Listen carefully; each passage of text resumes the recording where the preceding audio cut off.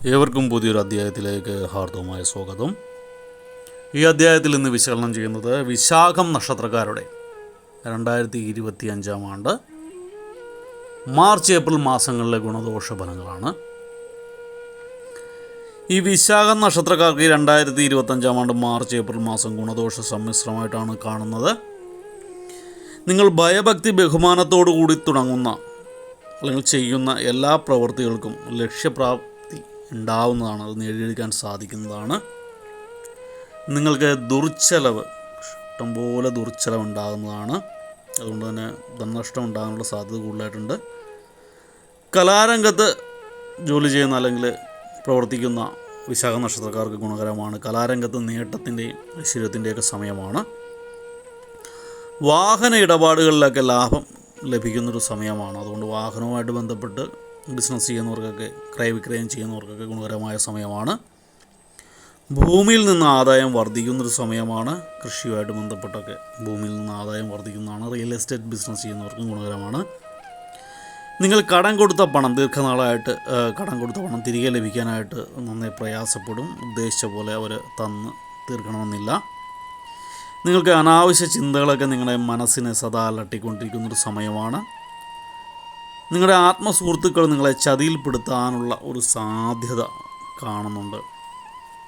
അതൊന്ന് സൂക്ഷിക്കുക. പണമിടപാടുകളൊക്കെ ഒന്ന് അറിഞ്ഞു നിൽക്കുക. ജോലിയിലുമായിട്ട് ബന്ധപ്പെട്ടും നിങ്ങളുടെ ഉത്തരവാദിത്തങ്ങൾ എത്ര ആത്മാർത്ഥതയുള്ളവനാണെന്നെങ്കിലും ഏൽപ്പിക്കാതിരിക്കുക. ഏപ്രിൽ മാസമൊക്കെ ആകുമ്പോൾ കൃഷിയിലും നഷ്ടത്തിനുള്ള സാധ്യത, വിളവിലൊക്കെ നഷ്ടത്തിനുള്ള സാധ്യത കാണുന്നുണ്ട്. നിങ്ങൾ ഭൂമി കൈമാറ്റം നടത്താനുള്ള സാധ്യത കാണുന്നുണ്ട് ഈ മാസങ്ങളിൽ.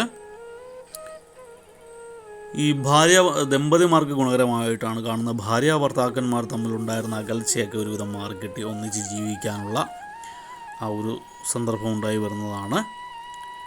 ചില വിശാഖ നക്ഷത്രക്കാർക്ക് പിതൃ സ്വത്തുക്കൾ കൈവശം വെച്ച് അനുഭവിക്കാൻ യോഗമുള്ള സമയമാണ്. ചിലർക്ക് വീട് പുതുക്കി പണിയാനുള്ള യോഗം കാണുന്നുണ്ട്. മെയിൻ്റനൻസ് ഒക്കെ ചെയ്യാനുള്ള കാണുന്നുണ്ട്. നിലവിലുള്ള വീട് പൊളിച്ചു കളഞ്ഞിട്ട് പുതിയത് പണിയാനുള്ള യോഗവും കാണുന്നുണ്ട്. നിങ്ങൾക്ക് അപ്രതീക്ഷിതമായിട്ട് ജീവിത പങ്കാളിയുടെ പക്കൽ നിന്നൊരുണ്ടാകുന്ന ചില പെരുമാറ്റമൊക്കെ മനോദുഃഖമുണ്ടാക്കുന്നതാണ്. ഈ ഏപ്രിൽ മാസമൊക്കെ ആകുമ്പോൾ പ്രത്യേകിച്ച് കാരണമൊന്നുമില്ലാതെ തന്നെ അവരുടെ ഭാഗത്തു നിന്നൊരു അഭിപ്രായ വ്യത്യാസമൊക്കെ ഉണ്ടാകുന്നതാണ്. ഏപ്രിൽ മാസത്തോടെ ആകുമ്പോൾ വ്യാപാരമൊക്കെ അഭിവൃദ്ധിപ്പെടുന്നതാണ്. നിങ്ങൾക്ക് വ്യാപാരത്തിൽ നിന്നും നല്ല ലാഭമൊക്കെ ഉണ്ടാകുന്നതാണ്. നിങ്ങൾക്ക് ക്രയവിക്രയങ്ങളിലൊക്കെ വിജയം പ്രതീക്ഷിക്കാവുന്ന സമയമാണ് ഏപ്രിൽ മാസം. തീർച്ചയായിട്ടും നിങ്ങൾക്ക് പ്രതീക്ഷയിൽ കവിഞ്ഞ ധനമാർഗം തന്നെയായിരിക്കും ഈ ഏപ്രിൽ മാസമൊക്കെ ആകുമ്പോൾ ഉണ്ടാകുന്നത്. നിങ്ങളുടെ വരവും ചിലവുമൊക്കെ പൊരുത്തപ്പെട്ട് പോകുന്നതാണ് ഒരുവിധം. സഹായ വാഗ്ദാനം നൽകിയവരൊക്കെ അപ്രതീക്ഷിതമായിട്ട് പിന്മാറാനുള്ള ഒരു സാധ്യതയുണ്ട്. അതുകൊണ്ട് ഏതെങ്കിലുമൊക്കെ സഹായമാരെങ്കിലൊക്കെ തരാമെന്ന് ഉറപ്പ് പറഞ്ഞിട്ടുണ്ടെങ്കിൽ മറ്റൊരു വഴി കൂടി നോക്കി വെച്ചേക്കുക. ചിലപ്പോൾ ഈ ലഭിക്കണമെന്നില്ല. ആ സമയത്ത് പതറാതെ മറ്റൊരാളെ ആശ്രയിക്കാൻ നിങ്ങൾക്ക് സാധിക്കുന്നതാണ്. നിങ്ങൾ അയൽക്കാരുമായിട്ടൊക്കെ ഒന്ന് അകലച്ച ഉണ്ടാകാനുള്ള സാധ്യതയുണ്ട്. ഒരു സ്വരച്ചേർച്ച ഇല്ലായ്മ ഉണ്ടാകാനുള്ള സാധ്യതയുണ്ട്. നിങ്ങളുടെ ഭാഗ്യതാരങ്ങളുടെ സ്ഥിതിയൊക്കെ അനുകൂലമായതിനാൽ ഉദ്ദിഷ്ട കാര്യങ്ങളൊക്കെ ഒരുവിധം നടക്കുന്നതാണ്. മിക്ക കാര്യങ്ങളിലും നിങ്ങൾക്ക് മാസാവസാനത്തോട് വിജയിക്കാൻ സാധിക്കുന്നതാണ്. എന്നാൽ അഹങ്കാരം ഉണ്ടാകാതെ കൂടി നോക്കണം. ധനാഗമനം വർദ്ധിക്കും. പല കാര്യങ്ങളും സാധിച്ചു വരുന്നതാണ്. അപ്പോൾ സ്വാഭാവികമായിട്ടും മനുഷ്യർക്ക് അഹങ്കാരം ഉണ്ടാകും. അങ്ങനെ അഹങ്കാരമുണ്ടായാൽ ആപത്തുകൾ, ദോഷങ്ങളുണ്ടാകാനുള്ള സാധ്യതയുണ്ട്. അഹങ്കാരം ഉണ്ടാകാതിരിക്കുവാൻ സദാസമയം ശിവഭഗവാനെ ധ്യാനിക്കുക. തിങ്കളാഴ്ചകളിലൊക്കെ ശിവഭഗവാന്റെ ക്ഷേത്രം ദർശിക്കുക.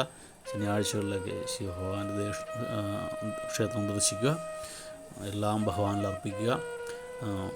അഹങ്കാരവും അവിവേകവും ഒക്കെ പോർക്കണമെന്നും നേർവഴി കാട്ടിത്തരണമെന്നും ഭഗവാനോട് അപേക്ഷിക്കുക. ഭഗവാൻ ബാക്കി നോക്കിക്കോളും. എല്ലാവർക്കും വീഡിയോ ഇഷ്ടപ്പെട്ടു എന്ന് വിചാരിക്കുന്നു. ഇഷ്ടപ്പെട്ടാൽ ലൈക്ക് ചെയ്യുക. തുടർന്നുള്ള മാസങ്ങളിലെ വീഡിയോ കൃത്യമായി ലഭിക്കുന്നതിനായിട്ട് ചാനൽ സബ്സ്ക്രൈബ് ചെയ്തിട്ടില്ല എങ്കിൽ സബ്സ്ക്രൈബ് ചെയ്യുക. ഒരിക്കൽ കൂടി നന്ദി പറഞ്ഞുകൊണ്ട് നിർത്തുന്നു. നന്ദി, നമസ്കാരം.